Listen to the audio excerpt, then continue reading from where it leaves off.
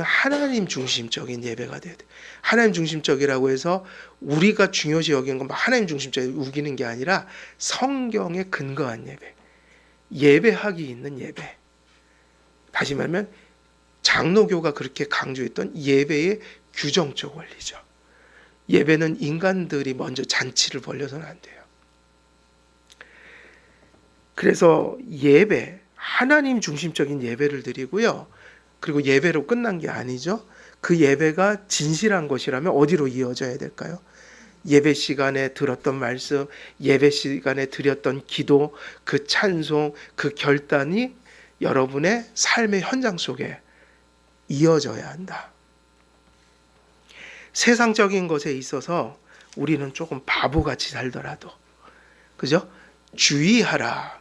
그것은 하나님의 가치를 아주 주의하라. 그러나 세상적인 가치에 있어서는 우리가 좀 바보 같아도 된다 이거예요. 영적으로 바보가 되어서는 안 된다는 겁니다.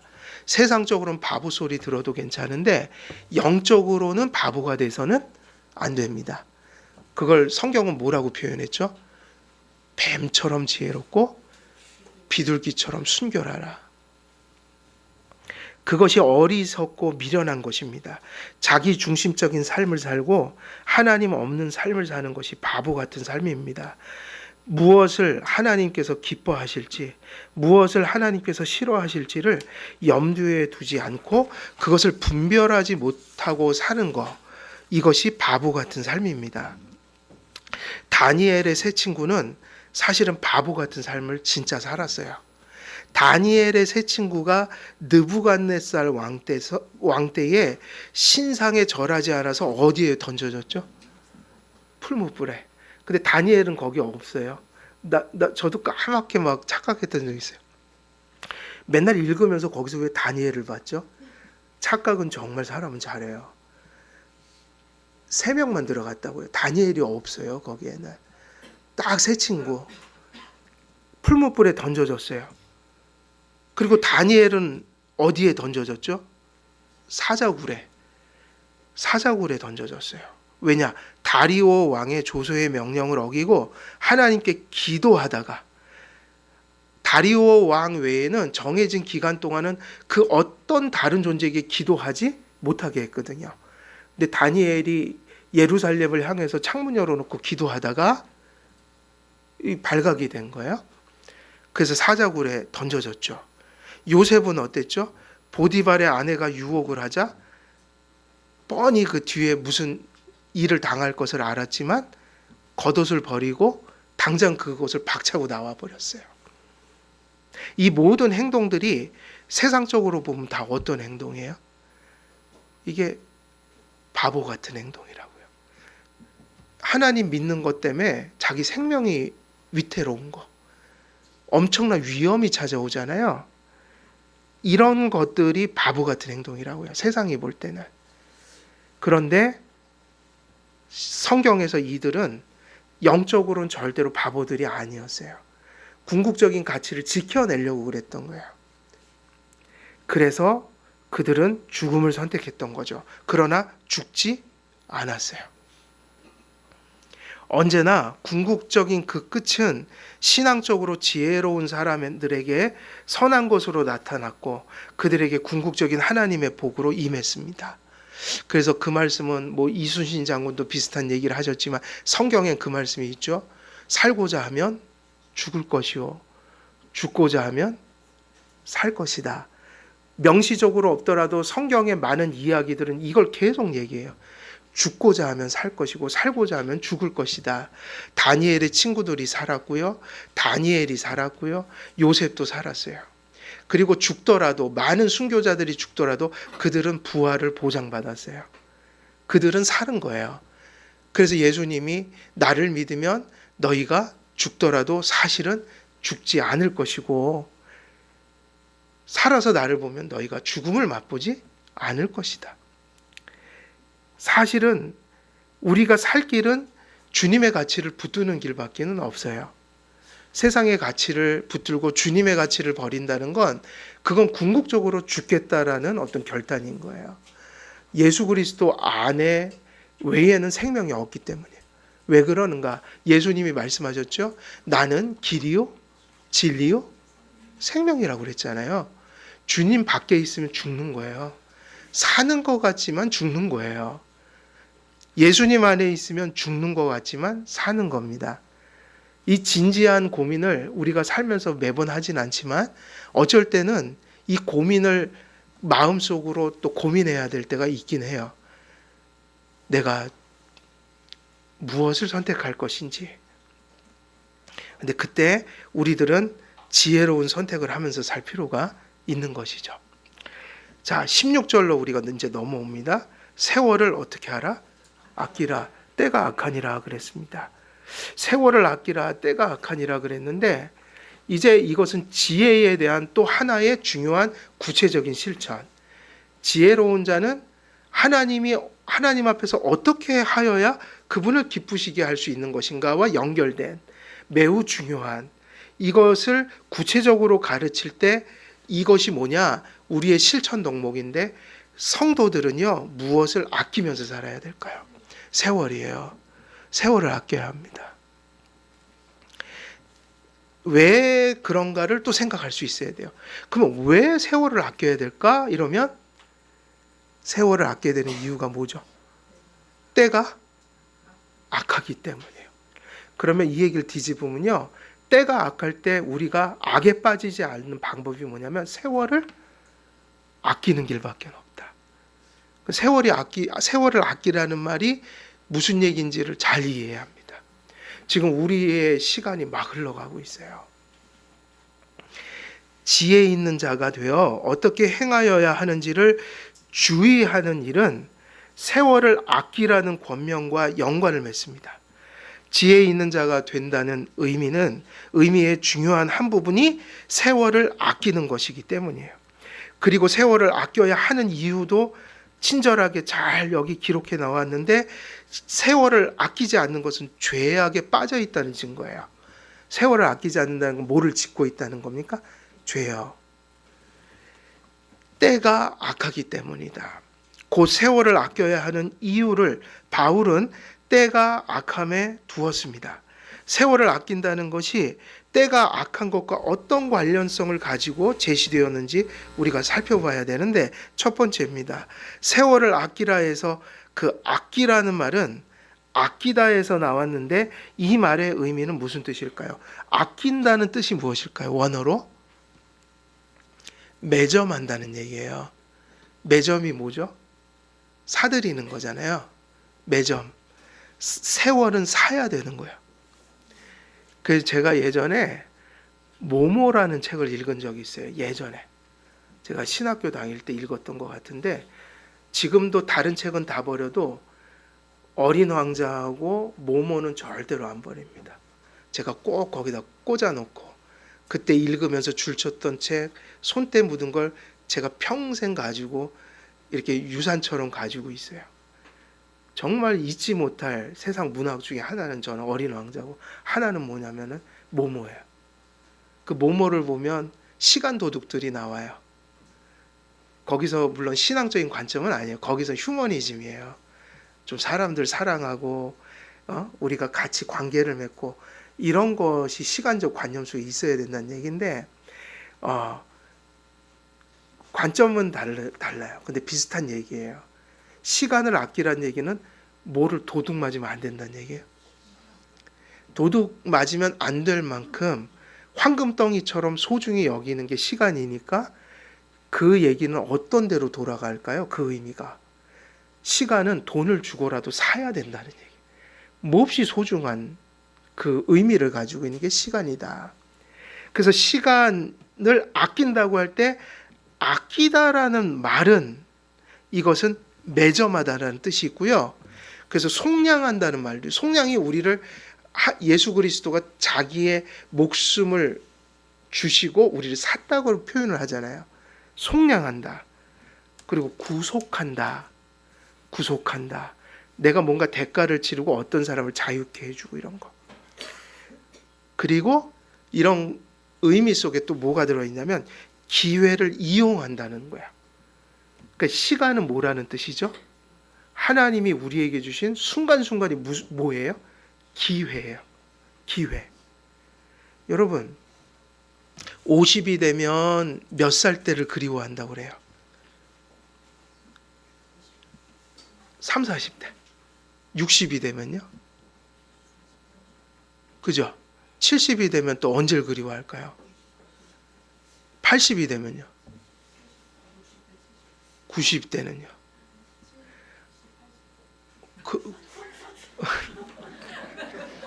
맞습니다. 상을 드려야 될 것 같아요. 힘들게 다 답을 해주셔갖고. 근데 맞아요. 근데 어떤 분이 그 얘기를 하더라고요. 우리가 그러다 인생 다 보낸대요.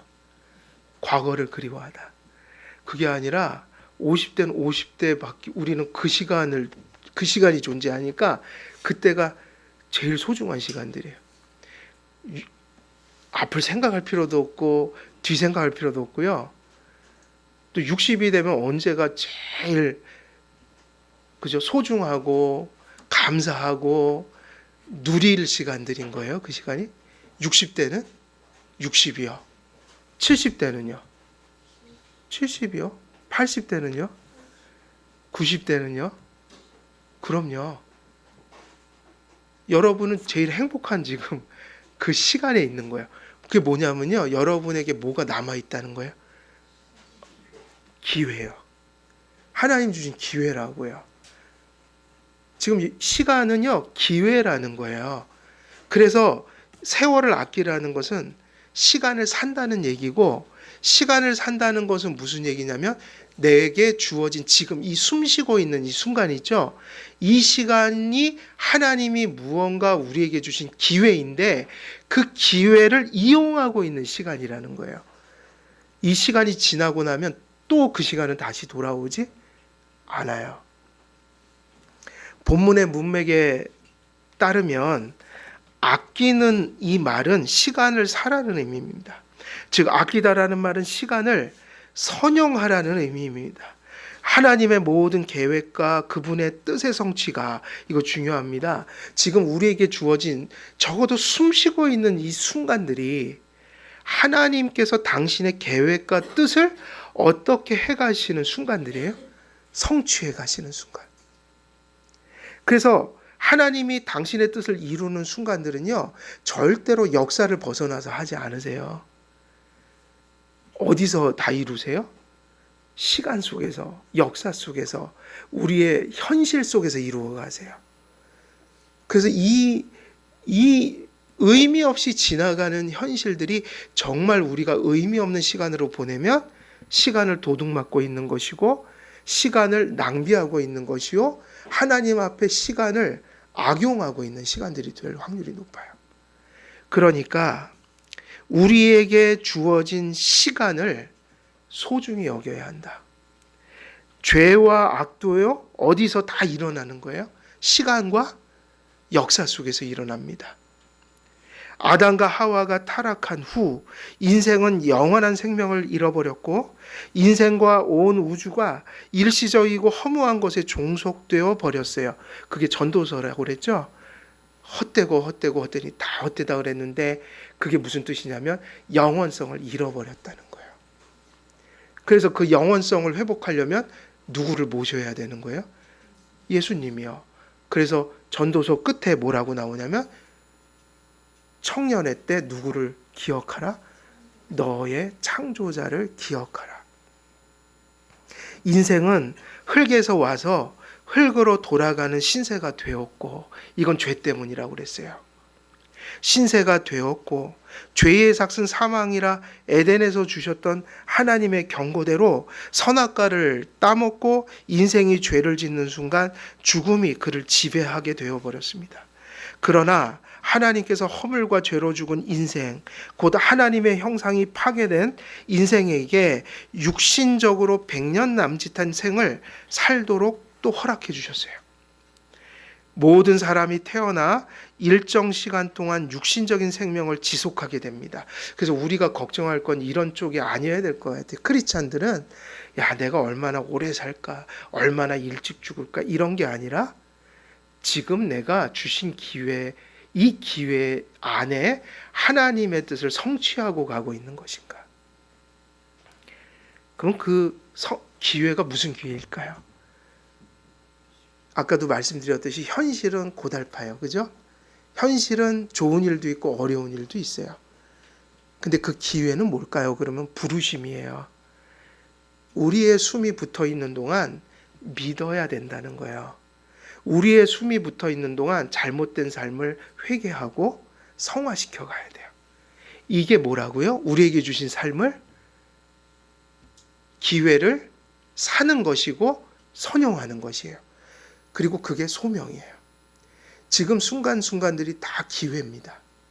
가장 중요한 가치를 위해서 하나님이 우리에게 남겨주신 것이에요. 우리 아버님 요번에 소천하실 때 옆에서 계속 말하고 그런 게 예수님 믿으시니까 아버지 예수님 손 꼭 붙잡고 가셔야 돼요. 그 소리만 계속 반복했는데 그 와중에도 고개 끄덕끄덕 반응을 하시더라고요. 반응하셨어요. 아버님은 의식이 너무 총명하셨거든요. 그래갖고 돌아가실 때까지 의식이 또렷했던 것 같아요. 그래갖고 끄덕끄덕 하시고 가셨어요. 결국 마지막에 아버지에게 남은 게 아무것도 없어요. 자식들도 그저 한마디에 아버지 귀에다 대고 고마웠어요. 사랑했어요. 그리고 예수님 손 꼭 잡고 가세요. 그 얘기 해주는 것밖에 더 드릴 게 없어요. 아무것도 해드릴 게 없어요. 아버지도 그렇게 가셨고 마지막엔 진짜 흙이 되셨더라고요. 그 안에 흙이죠. 그게 흙이 되신 거예요. 마지막 항상 어머니 때도 그걸 깨달았고요. 아버지 때도 깨닫는 거예요. 마지막엔 결국 예수 믿습니다 하고 가시는 거. 그거 마지막 희망 그거 하나밖에 없다. 아무것도 못 가져가요. 예수님 자식들에게 마지막 그 신락 같은 소망이 뭐냐면 예수 내가 믿고 간다. 이거 하나 남겨놓고 가는 거 외에는 아무것도 없다. 아버지가 이거 성경책 이거 하나 새 거 놓고 가셔도 이거 가져왔어요 제가. 이거 아버지 이게 눈길이 갔던 성경책이에요. 이게 뭐라고요? 그게 기회예요. 그래서 어찌됐든 그렇게 소망을 갖게 되는 거예요. 아 마지막에 한 가지 딱 확인할 게 있어요. 아버지 가슴속에 예수가 있는지 그 확인 계속 한 거예요. 마지막 때. 나는 아버지가 믿고 가셨다는 거 확신해 제 개인적으로는. 그런데 그 아버지가 선물을 주고 간 거예요. 한 가지 분명히 이 땅에 숨 쉬는 동안 누굴 믿었어요? 회개했어요. 그 하나님 알고 가셨다. 그게 이제 저에게 마지막 이제 뭐 다른 거 없어요. 그게 마지막 소망일 뿐이에요. 그러니까 결국 이거는 떠난 분들은 이제 그것을 경험했지만 우리들에게는요. 사실 그게 그래 중요하지 않아요.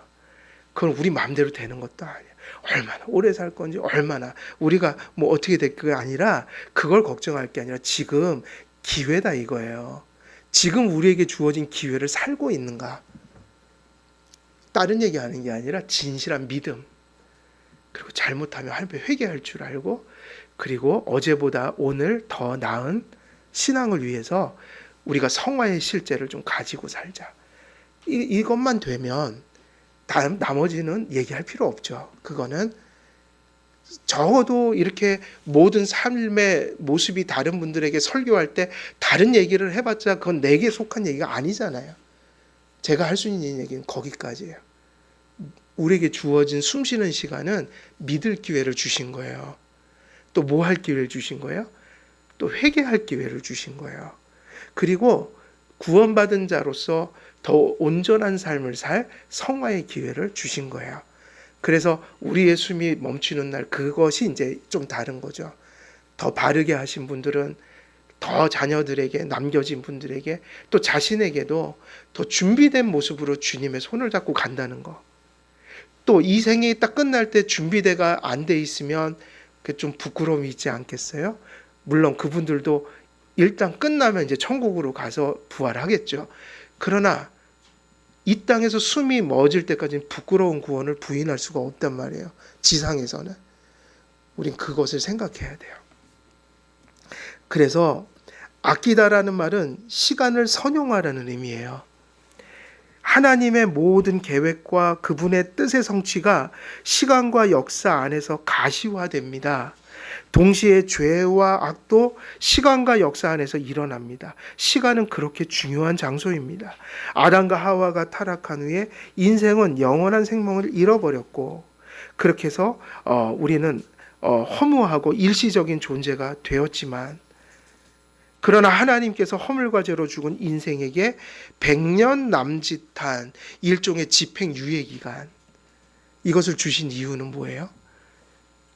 모든 사람이 태어나 일정 시간 동안에 육신적인 생명을 지속하게 하신 것, 그 이유는 선악과를 따먹고 불순종하면 정령 죽으리라고 경계하신 하나님께서 인생에게 선악과를 따먹는 순간 육체적 죽음에 곧 이르게 하시면 아무도 지옥의 형벌을 면할 수 있는 길이 없게 되잖아요. 그래서 아담 때부터 상당한 시간들을 남겨주셨어요. 예. 상당한, 그러나 그것은 일시적인 시간들이에요. 우리가 성령의 조명 아래서 성경을 바르게 읽고 깨닫게 된다면 우리는 왜 우리에게 100년 남짓한 인생이 남겨져 있는지를 곧 알게 됩니다. 이렇게 하신 이유는 인생에게 구원을 받을 기회를 주신 거예요. 그리고 성도라면 구원을 주실 뿐만 아니라 구원받은 자로서 부르심에 뭔가 열매를 맺고 무언가 선한 가치를 이 땅에 남기고 가도록 하는 부르심, 이런 기회를 주시고자 하셨던 거죠. 시간을 아끼라는 이 말씀을 시간을 사라는 의미로 해석할 수 있고 시간을 선용하라는 의미로 해석할 수가 있습니다. 즉 기회를 잡으라고 주신 시간들입니다. 시간은 기회입니다. 그러니까 과거에 매여 있지도 말고 미래만 바라보다 시간을 허비할 게 아니냐, 바로 어디에 있는 시간을 막 잡아야 돼요? 지금 바로 여기, 바로 지금 여기를 잡아야 됩니다. 이걸 잡고 사셔야 돼요. 그러나 성경은 그 기회라는 것을 결코 불신 자연인들의 수준에서 말씀하지 않으신다는 거 되게 중요해요. 세상 사람들도 시간이 기회라는 것을 잘 알고 있어서 그들은 새벽부터 또 새벽이 오기까지 몸을 아끼지 않고 번영을 위해서 열심히 일하고 무엇인가를 얻으려 열심히 시간들을 활용합니다. 그러나 성경은 이런 세상적인 가치를 얻는 것을 기회라고 말씀하지 않습니다. 왜냐하면 그건 궁극적으로 보면 다 기회일 수가 없어요. 왜냐하면 100년이 지나면 다 그걸 놓고 가게 되기 때문이에요. 그건 우리 손에서 마치 그 모래알처럼 다 이 틈으로 다 빠져나갈 그런 것들이지 영원한 것이 아니에요. 사실은 그건 기회라고 볼 수 없어요.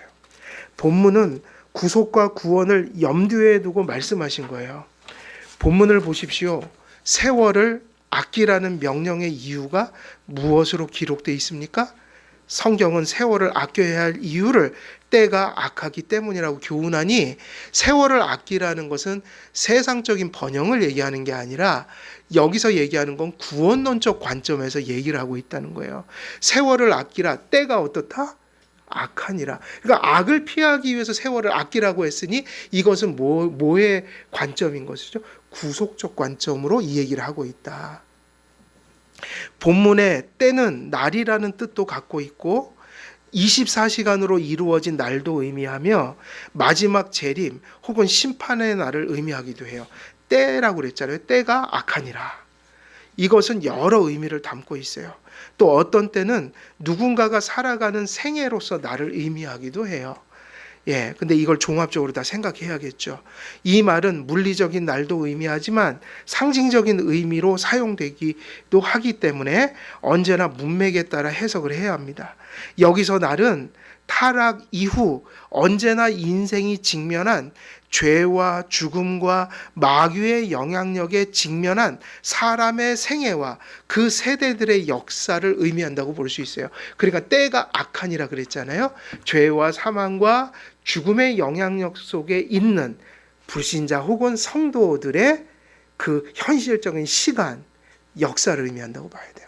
그러니까 이 이야기는 구원론적일 수밖에 없다고요. 단지 세상에서 성공하라고 시간을 아끼라는 얘기가 아니라 우리가 이 죄를 어떻게 피할 것인가를 얘기하고 있는 거예요. 본문의 문맥을 따라 해석하고 성경 전체의 문맥을 따라 해석하면 그 의미는 자명해집니다. 여러분, 세월을 아낀 사람의 대표가 누굴까요? 노아예요. 노아. 이렇게 시간을 진지하게 보낸 사람이 있을까? 도대체 노아의 방주는 몇 년 동안 만들었어요? 그죠? 100년이 넘었죠? 사람들은 다 손가락질 했다고요. 배를 어디에다 만들었어요? 산꼭대기, 아라라산이라고 뭐 추측도 하지만 산에다 만들었어요. 이 바보짓을 하면서 몇 년을 허비했어요? 근데 영적으로 허비한 게 아니라 그는 기회를 계속 잡고 있었던 거야.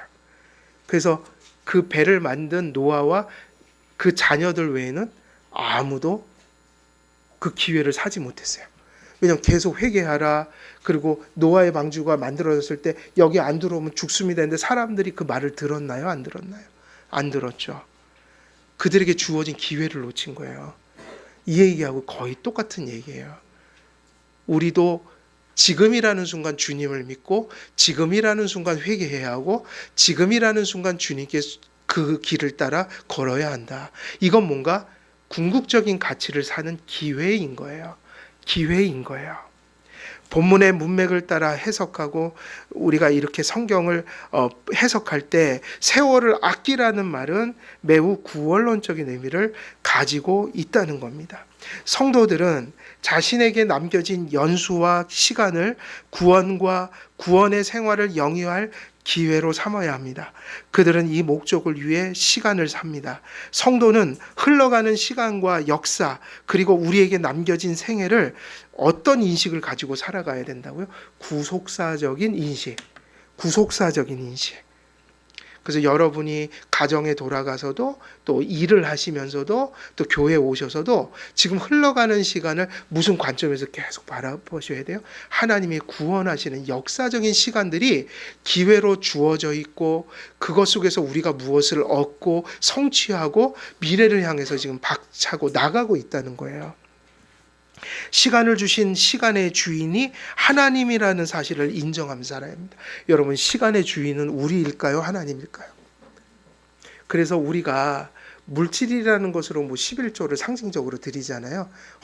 그러니까 일종의 그게 봉헌 혹은 무슨 헌상, 우리의 전체를 담아서 드린다. 근데 사실은 물질 그 헌금이라는 것은 우리 삶 전체를 다 드린다는 의미거든요.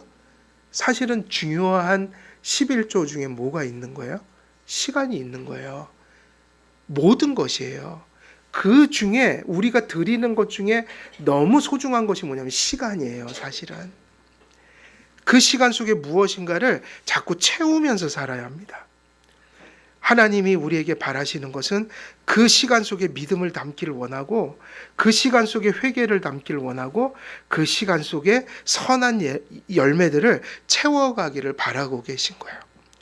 때가 악한 세상 속에서 시간을 아끼는 것은 하나의 투쟁이며 시간을 아낄 수 있는 삶을 산다는 것은 그 인생 안에 구원이 역사하신다는 일종의 증거일 수 있는 거예요. 그래서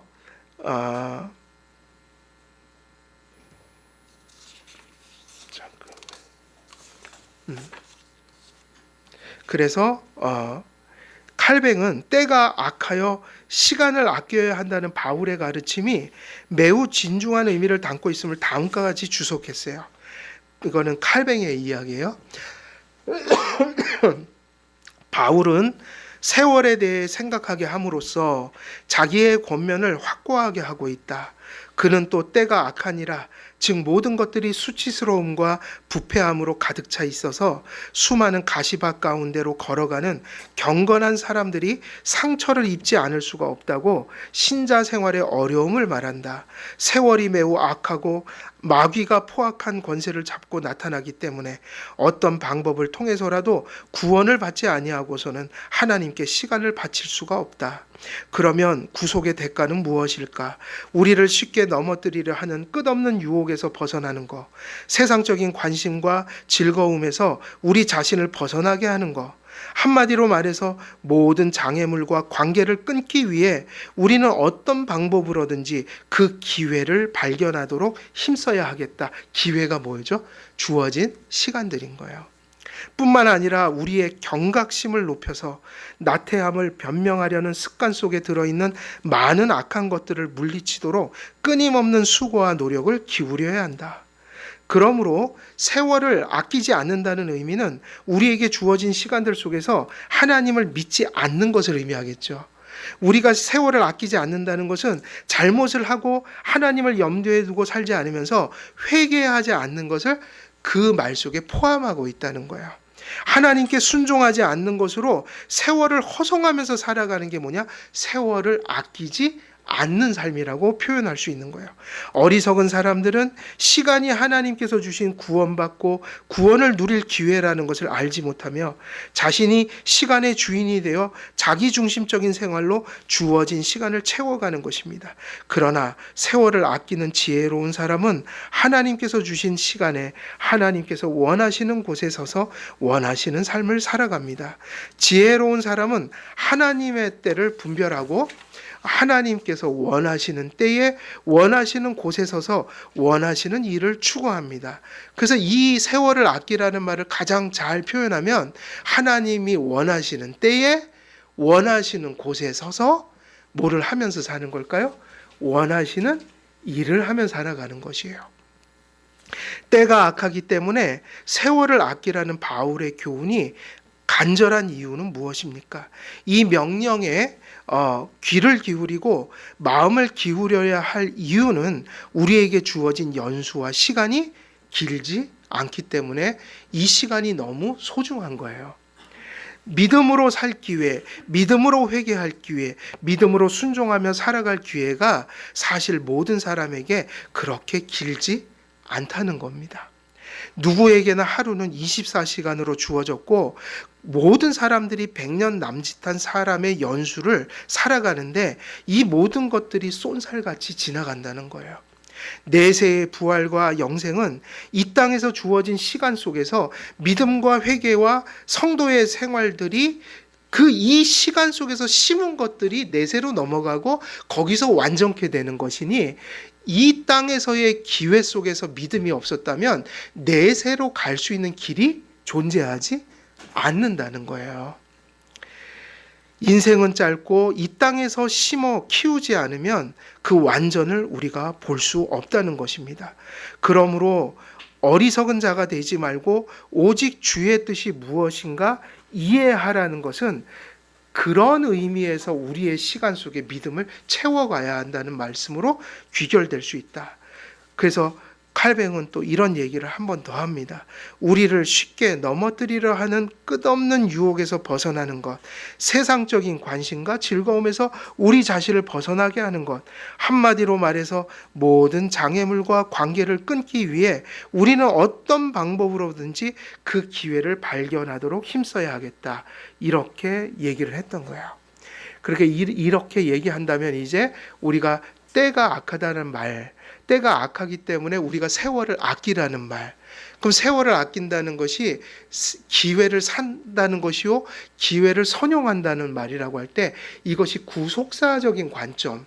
그래서 믿음과 회개와 성화의 열매로서 우리에게 주어진 그 짧은 인생을 채워가는 그 분투와 노력.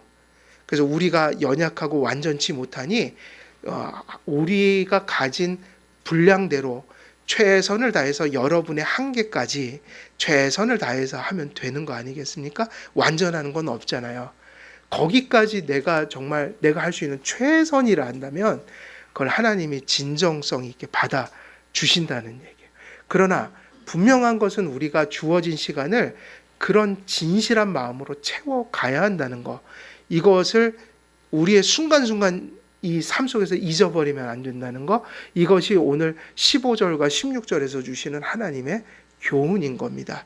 우리 한길교회 성도님들은 이 믿음과 회개와 또 성화의 삶 속에서 주님이 주신 이 기회를 잘 선용하심으로 세월을 이 악한 세대 속에서 정말 잘 아끼고 그렇게 선용하여 하나님의 뜻을 이루시는 그런 삶 사시기를 우리 주 예수 그리스도의 이름으로 간절히 축원드립니다. 살아계신 하나님 아버지, 우리에게 살아 있음을 허락하셨으니 아버지 하나님의 은혜에 참으로 감사를 드립니다. 우리에게 주어진 이 살아있는 순간들, 주님께서 주신 가치를 붙들고 아버지 하나님께서 베푸시는 그 온갖 선하고 복된 것을 누리며 이 땅에서 주신 기회를 잘 선용할 수 있도록 하나님 은혜 내려 주시옵소서.